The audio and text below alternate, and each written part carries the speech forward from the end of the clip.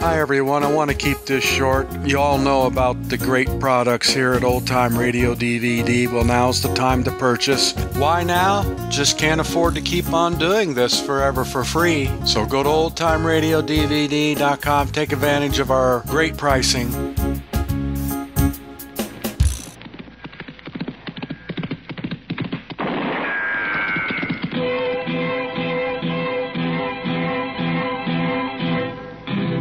Gunsmoke. Around Dodge City and in the territory on West, there's just one way to handle the killers and the spoilers, and that's with a U.S. Marshal and the smell of gun smoke.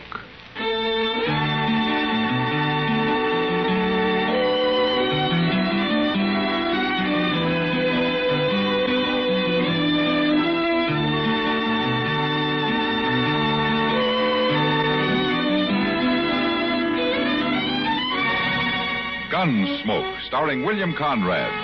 The story of the violence that moved west with young America. And the story of a man who moved with it. I'm that man.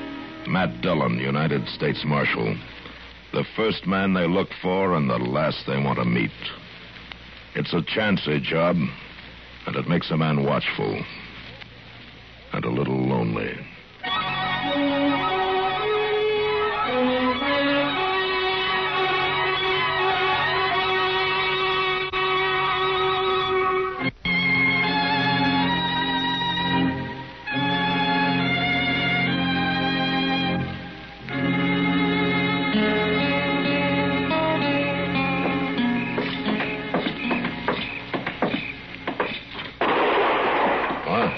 I think that come from down there someplace, Mr. Dillon. Well, let's take a look.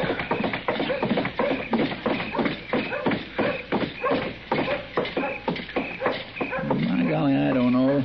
There sure ain't no sign of nobody. Now, that was in back of the Dodge house between it and the livery stable. Come on. Sounded like it. What in the thunder they shooting at? I don't know. Well, it sure did sound like somebody yelled after that first shot. Look, Chester, wait here and keep an eye on the street. I'm going to walk on toward the back of the livery stable, huh? Well, all right, but you be careful back there in the dark now.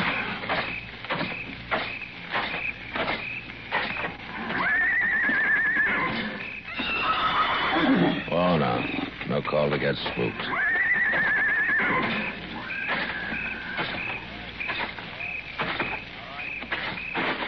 All right. Come on out of there. You hear me? You go mind your own business. You better drift, mister. You buy more trouble than you can handle. Let go of me. Give me that gun. You got no right to... When you throw a rifle on somebody, young lady, it'd scare them more if you closed the breech block. And reload it, maybe, when it's a single shot. Oh, darn single shot. I'd have got him hadn't been for that. That in a bad light. Got who? None of your goddamn business. It might be. I'm the U.S. Marshal here in Dodge. Marshal? Chester. Coming, Mr. Dillon. How old are you, young lady? Well, I've passed my teens. You don't live around here, do you? I wouldn't live up here if I owned it. I'm panhandle. I'm proud of it. Long way from home, aren't you? Depends on what you call long. What's your name? Sally Burkhoff, if it's any of your business. My gracious, it's a girl. She done that shooting, did she? Yeah, it looks that way. Who was it yelled when you fired that first shot, Sally? Maybe it was me. It was a man's voice. That goddamn single-shot rifle. Who's with you? Who'd you come up from the panhandle with? Nobody.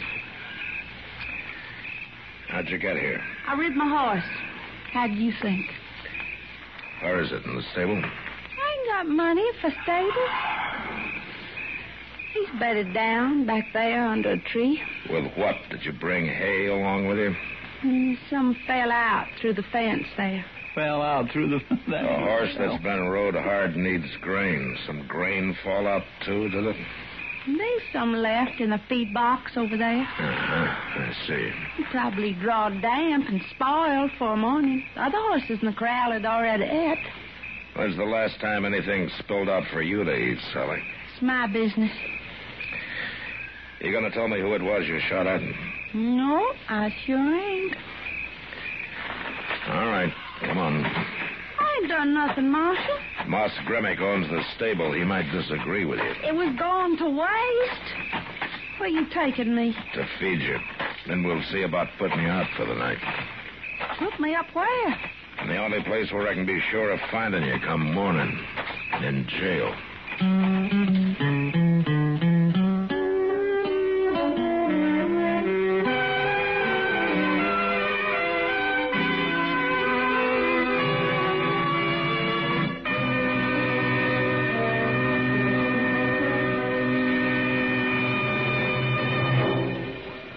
In the early days of World War II, an organization was born. An organization which offered benefits to all members of the United States Armed Forces. It was formally opened in April 1942 at Madison, Wisconsin, and called the Army Institute. Its mission was to provide educational opportunities for millions of American youths entering the armed forces. The response from servicemen and women was immediate and enthusiastic. Later that year, the facilities were made available to the Navy, and in February 1943, the name was changed to United States Armed Forces Institute. This was the first USAFI. Today, there is a bigger, improved USAFI with 5 branches in various areas of the world. But the mission is still the same. The number one client is still the United States serviceman, receiving an opportunity to develop power through knowledge with USAFI.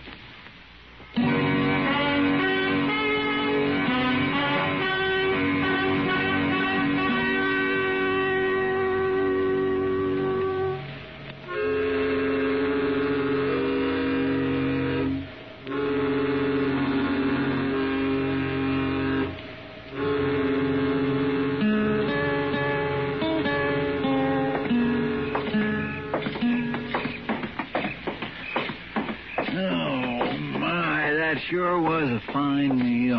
I'll bet better. Was that so? Well, just tell me where. At home, that's where. Oh, well, that's different. At home. My ma's too old and broke down for any other kind of work. She's a gol-darn good cook when there's anything to cook. Been kind of hard going, huh, Sally? It's my business. Yeah, I figured it would be. Well, here's your hotel, young lady. Oh. It sure ain't much of a jail. You've been in better ones, have you? I ain't never been in none before. Gosh, I don't want to go to jail. Ah, come on. It's not as bad as it sounds. Just haven't got any other place to put you. Hello, Decker.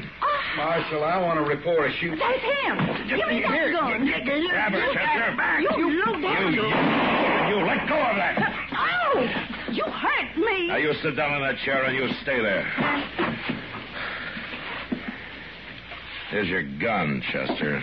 Well, I'm sorry, Mr. Dillon. She grabbed it before I Dagger, know what what's she's all up this to. about? She tried to kill me. Now, you saw her do it. And that's the third time tonight. I was waiting here to tell you. First time was about an hour ago near the Dodge House. Yeah, I know. Why's she trying to kill you? Just crazy, I guess. How would I know why? You know why, all right, you sneaking yellow dog. Sit down, Sally. He stole money from me and Ma. All we had, $600. That ain't so. Wait a minute, Decker. What happened, Sally? He come up through the panhandle last fall fetching a trail herd from East Texas.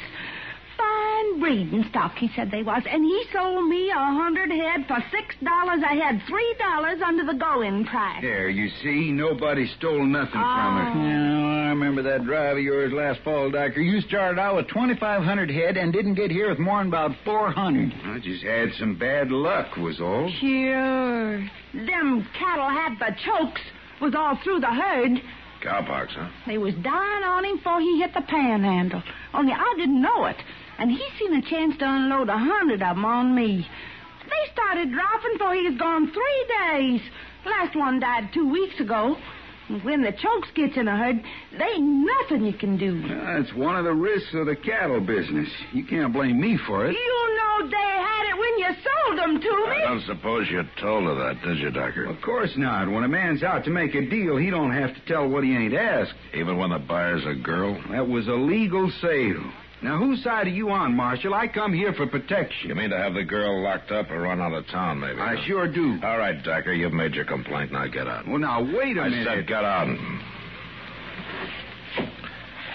Marshal, I'm just going to hold you responsible for anything she does. You do that fine. Standing up for that little wildcat. Sally, if I was to let you go, what would you do? Have another try at shooting Clem Dyker. That's what I thought. Ain't likely to miss him 4 times in a row. All right, Chester, take her back and get her settled in one of those cells. Yes, sir. What are you aiming to do with me, Marshal? I don't know, Sally. I just don't know.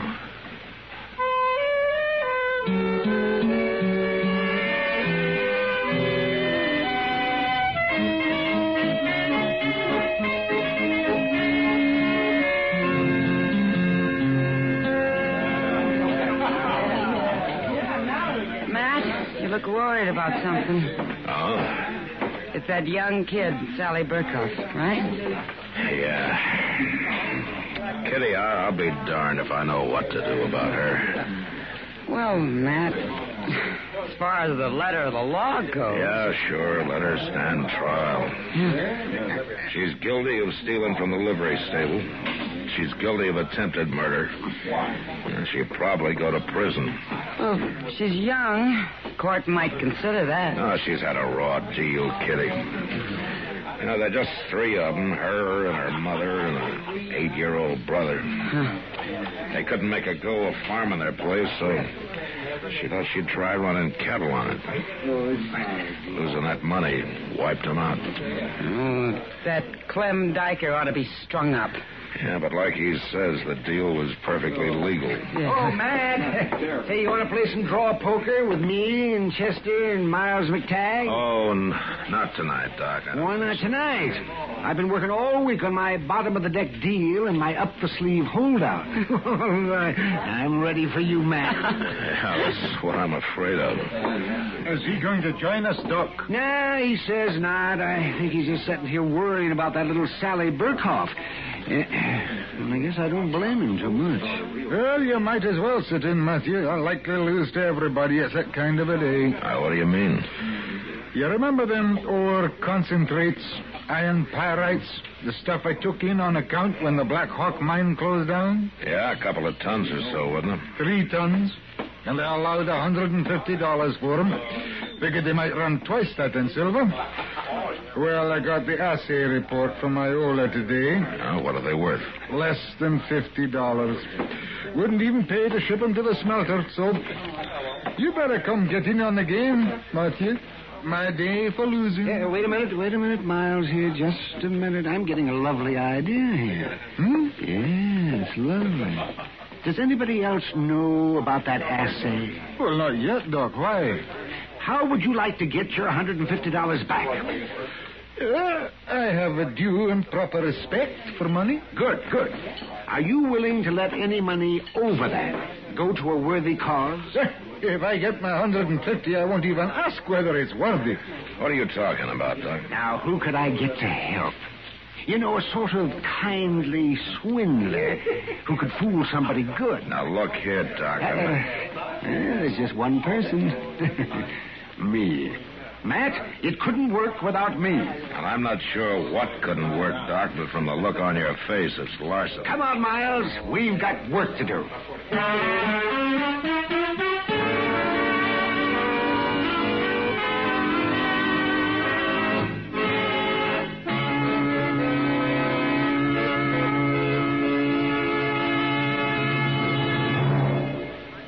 Another visit with Joe and Daphne Forsythe.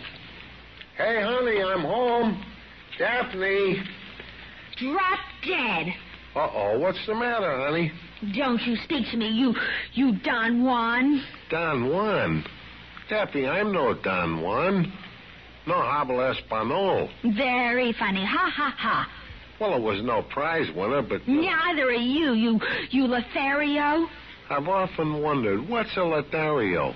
I don't know, but that's what the wives on TV always call their husbands. I guess it applies. Do you want me to go out and come in again? As far as I'm concerned, you can go for a long walk, preferably on a short pier. Well. Oh, come on, Daphne. What's wrong? Your good friend Harry called, and he spilled the beans. Which beans? He said, quote, Tell Joe he was right about those blondes. They're great. Unquote. Blondes? That's what he said. Well? He didn't say blondes. He said bonds. Savings bonds. What? Sure, I buy them on the payroll savings plan. And I told Harry he ought to do it, too. Savings bonds have a guaranteed interest that pays back $4 for every 3, which is a pretty good investment. That's a pretty good story, too. It's true, so help me. That's why Harry's so happy. Savings bonds are great. Well, maybe you're right. You wouldn't really fool around with blondes, would you? You're too faithful and sweet and kind and... Fast talking.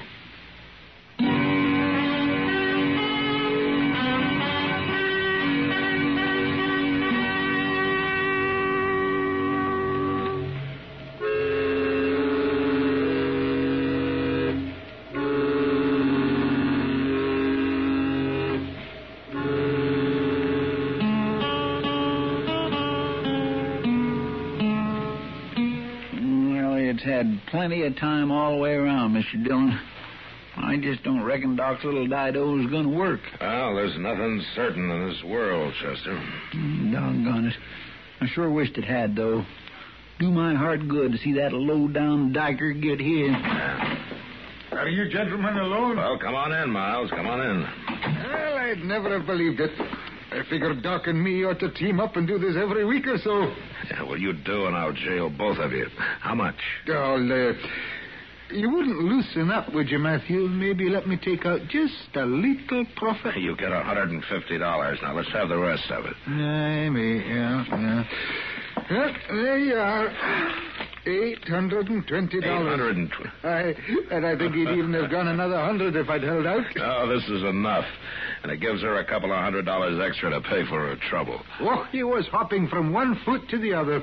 I never saw a man in my life with so much larceny in his soul. Chester, go get Sally, will you? Yes, sir. They had 3 men in a wagon waiting outside. They started loading up the concentrates to haul away the minute he paid me. I told the clerk to wait till he got them all on the wagon before he gave him that assay report from Iola. Well, I figured he ought to have it, seeing that he owns the concentrates now.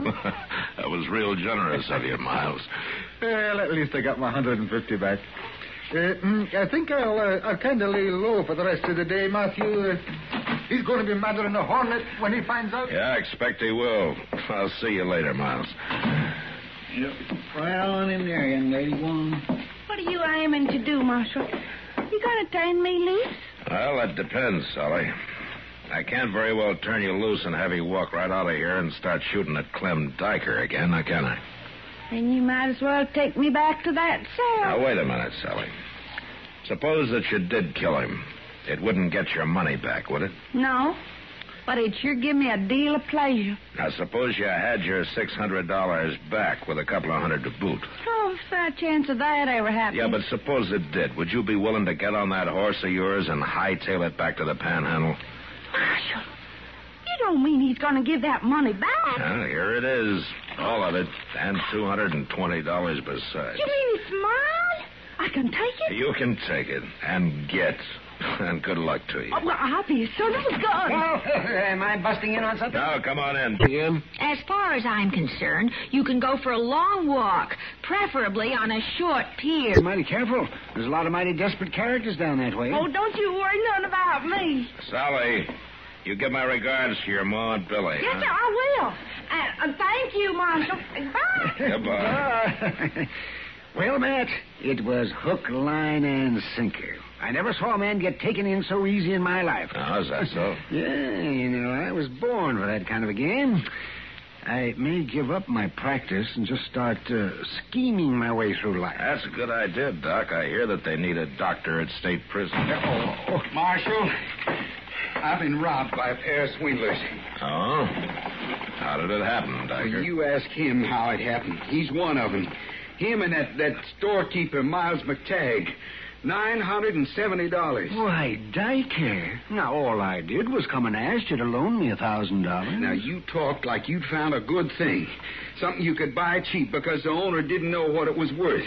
And then you let that phony assay report fall out of your pocket when you left. Oh, why? Oh, now, that was just scribbling. It wasn't a real report. I know that now. $900 a ton, it said. Why, them concentrates ain't worth $50. I just saw the real report after I'd bought the whole 3 tons. Well, my. Well, you certainly did jump to a hasty conclusion, didn't you? Marshal, Miles knew they was worthless when he sold them to me, and I want him arrested. Did you ask him if he'd had them assayed, Decker? Well, of course not. If I had, he'd have known. Well, he'd have known... That you were trying to swindle him. And Doc, too, huh? I'm sorry, Docker. I don't see that you've got much of a case. But he knew that I thought it... Well, I should have known I'd get no satisfaction here. Well, it depends on whose ox is being gored, doesn't it? I'm going over and talk to Judge Bent. Yeah, you do that. Oh, and by the way, Docker, you can stop worrying about the girl. I, just ran her out of town. I don't care if you...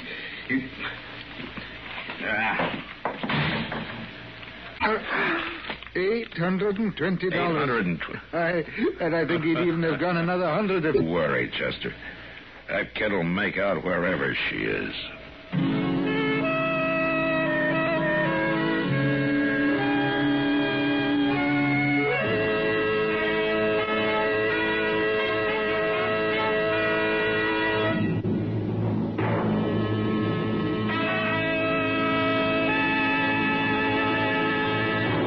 That old political character, Elijah Cuddlestone, was tremendously proud to be a part of the government of the United States. And that pride shows through in this excerpt of one of his speeches. And it is my sincere belief, I believe that the United States of America is without doubt, indisputably, the most successful experiment in democracy, that is, in democratic rule, that the world has ever known. Well, democracy, of course, means rule of the people. It's from the Greek demos, people, and kratos, meaning rule, strength, or power. Most forms of government owe their names to the Greek. For instance, anarchy is from the Greek word anarchia, composed of an, meaning no, and archos, ruler. An anarchist wants no king, emperor, or president above him. An oligarchy is a form of government where a restricted few have supreme power. Oligarchy comes from the Greek oligos, meaning few, and archo, which means rule, ruled by a few. The Greek word hieros meant holy, and the word hierarchy once meant a government by officers of the church. Hierarchy now represents a system of graded authority. And the strange word ochlocracy means mob rule. In Greek, oklos means crowd or mob. Words like these literally make politics Greek to most of us.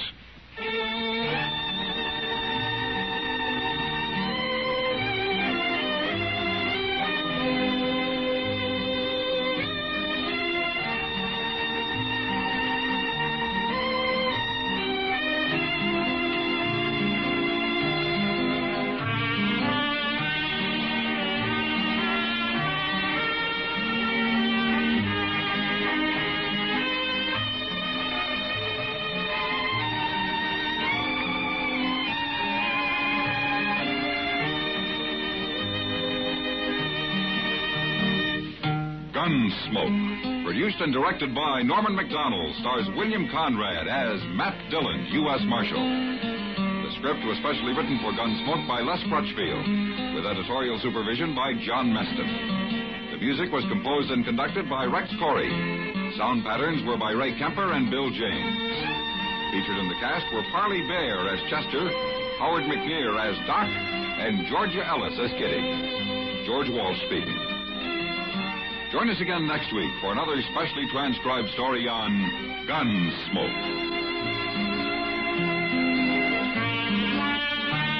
This is the United States Armed Forces Radio and Television Service.